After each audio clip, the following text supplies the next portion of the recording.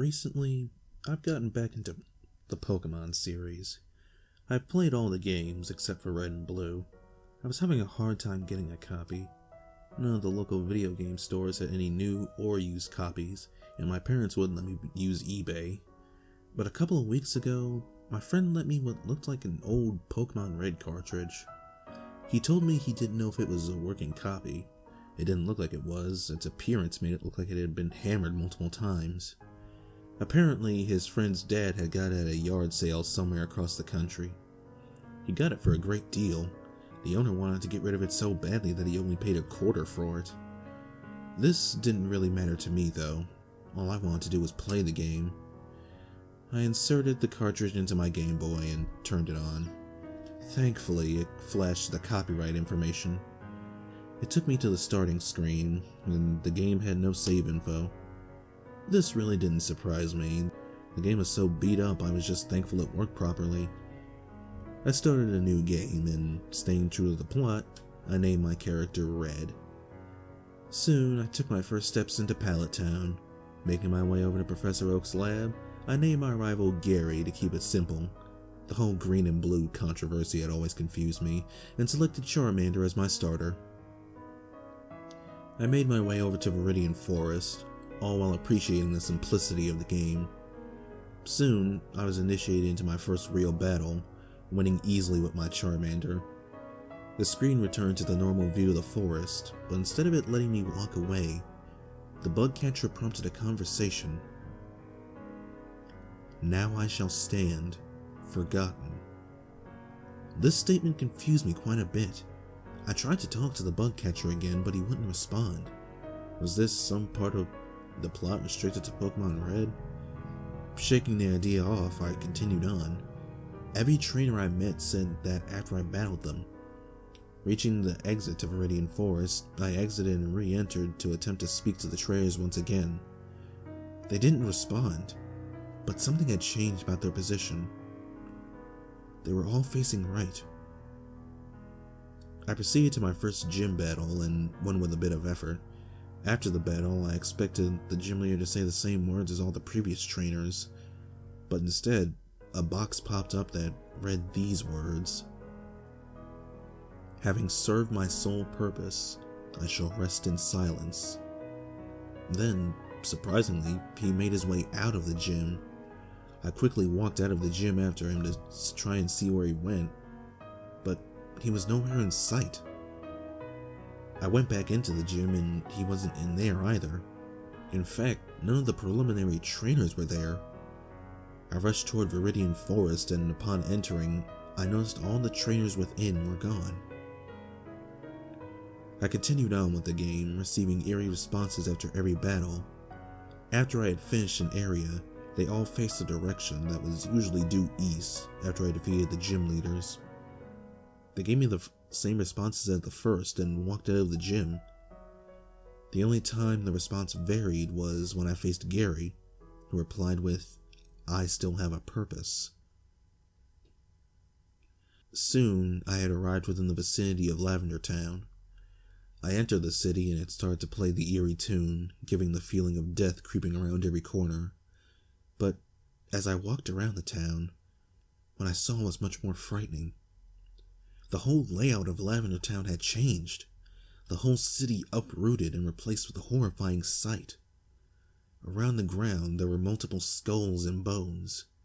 In the center of the terror was a giant leafless tree. On some of the branches there rested multiple skulls. The sight paired with the theme was overwhelming. I tried to turn down the volume, but the music only grew louder as I turned it down. My Game Boy began to shake because of the intensity of the sound waves. I quickly turned it back up. Was this even possible? Recovering from the intensity of the music, I observed the scenery closer. I focused on the tree and noticed that all the branches that had the skulls were consecutive on the left side, leaving a few on the right side empty. It was filling up. Deeply disturbed by this thought, all I wanted to do was get away from the town.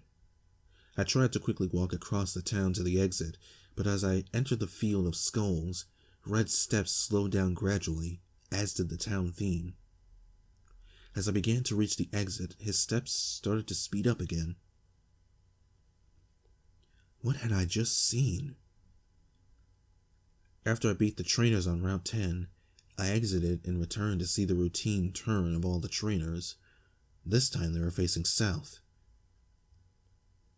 That was when I realized they were all facing towards Lavender Town. Driven by pure curiosity, I continued on. Battling my way through the rest of the game, the trainers continued to disappear, repeating the same lines. Eventually, I reached the Elite Four. I beat the first four quickly and faced Gary. I defeated him. This time, instead of saying what he usually said, these words flashed on the bottom of the screen.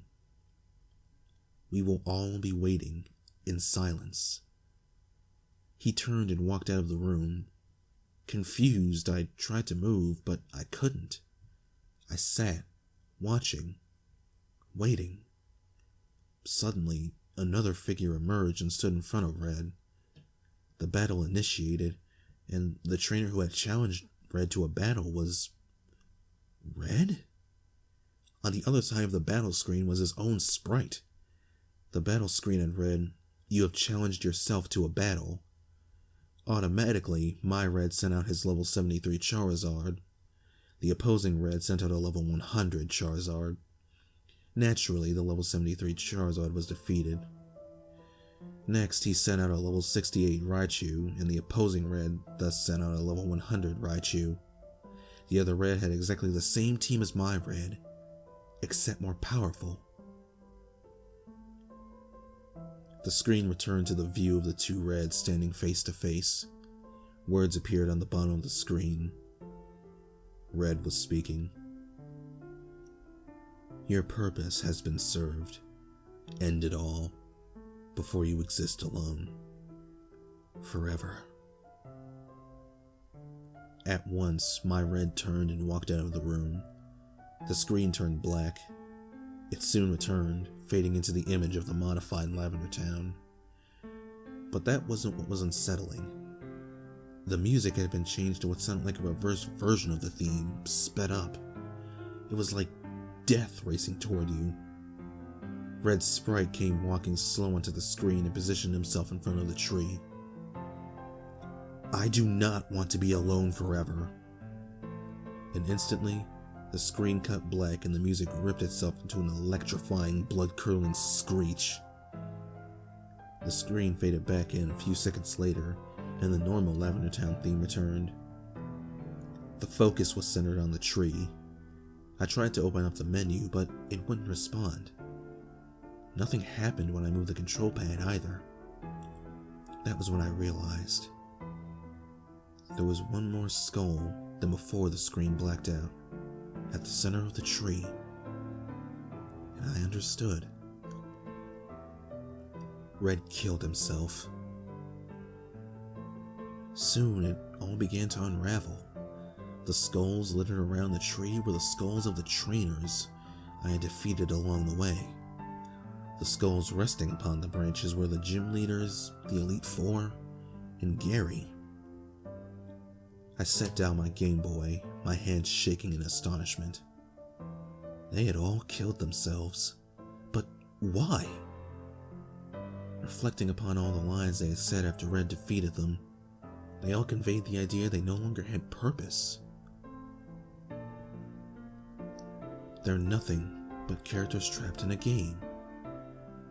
Trapped. Once they served the purpose that they were programmed for, they would sit forever for no reason to exist. No communication, no meaning. If you think deeply about it, it's worse than hell. Either they would be trapped like that forever, or they would die. They picked the best of the worst. Whatever was waiting for them after they died would surely be better than what would have happened if they stayed. But why would Red kill himself? He was the main character. He would always have a purpose until the one controlling him stops playing. Eventually will come the day when we're all forced to stop everything. Then even Red himself will be sentenced to eternal solitude. His sole purpose is to embody you, the player in the world of Pokemon. So when you stop playing, essentially, it is him who is sentencing himself to death, defeating himself. I turned the Game Boy off and on, and returned to the starting screen, and the save file was still intact. I opened it, and it returned to the view of the skull-bearing tree. I restarted the game once more and tried to select new game, but a text had flashed on the bottom of the screen. The dead do not return. And it took me back to Lavender Town. Every day after that, I returned to visit the tree with the dead trainers. It seemed kind of stupid, but giving some kind of requiem to them felt right. The unrest stirred up by the game was somehow calmed. I did this for weeks, and then, one day, the internal battery had died within the game. No matter how much I tried, the game wouldn't turn on. Red was gone forever. And when we cannot access our memories, there we have truly died.